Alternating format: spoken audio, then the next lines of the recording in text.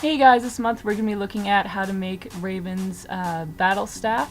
I just did the head really, and I didn't do the painting in the tutorial simply because I was on a time crunch and I had to get it done pretty quick. So next time hopefully I'll be able to include that, but for now we're just going to look at how to build the base. So as always, the first thing you want to do is draw out your template. I usually use poster paper because it's nice and thick, but it's also still pretty flexible so you can sort of work with it. Before you draw anything onto a template, you always want to do your design first up on a different sheet of paper. Sometimes you can load it into the computer and print it out, or sometimes you can freehand draw if you're somewhat skilled as an artist. For my design, I really liked the thought of a crescent moon to go with the whole sort of nighttime mystical thing that Raven has. And I also included the skeleton of a raven in the staff, just to kind of represent her a bit more.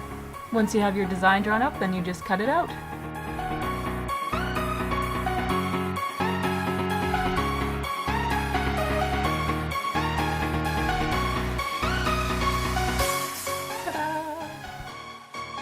Next, you want to trace your template onto some pink insulation foam. You can find this at most hardware stores.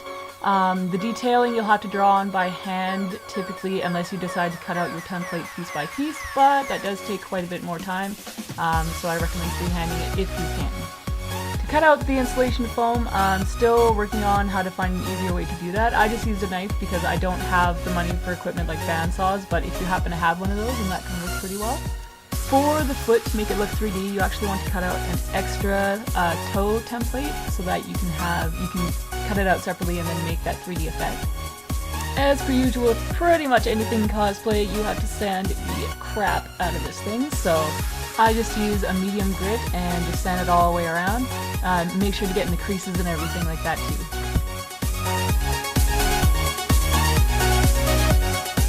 I had a broken light bulb sitting around, so I used that for the orb in her staff, and you just fill it with LEDs that you can get from the dollar store. Using a Dremel, I had to carve in all the places where things were going to fit in, like the handle, the slot where the bulb is going to go into, everything like that.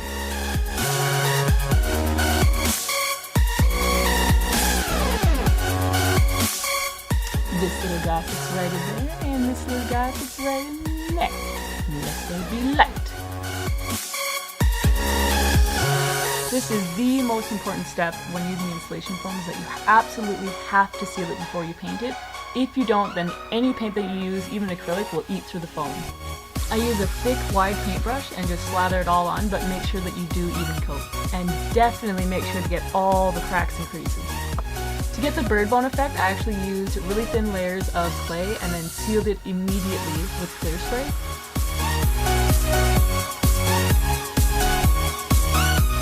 Next, you paint on your base layer. I used black because I was going to be using some darker tones.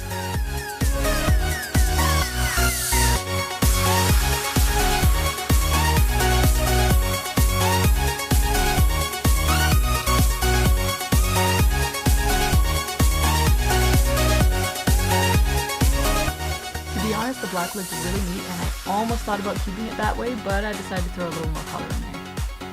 I wanted to add a little bit more depth and detailing to it, so I actually ordered some feathers online from a place called Winterlights feathers. They're an absolutely great company, pretty good pricing and really fast shipping. So I got these feathers off of there. They're like an iridescent purple-green, and then I got some light purple and blue ones for detailing around the handle. Lastly, you have to make sure that your toe pieces are going to be able to detach from the staff, so I actually just used toothpicks and it worked really well. And there you have it, a simple recipe for a magical staff, or any prop really that you're making out of insulation foam.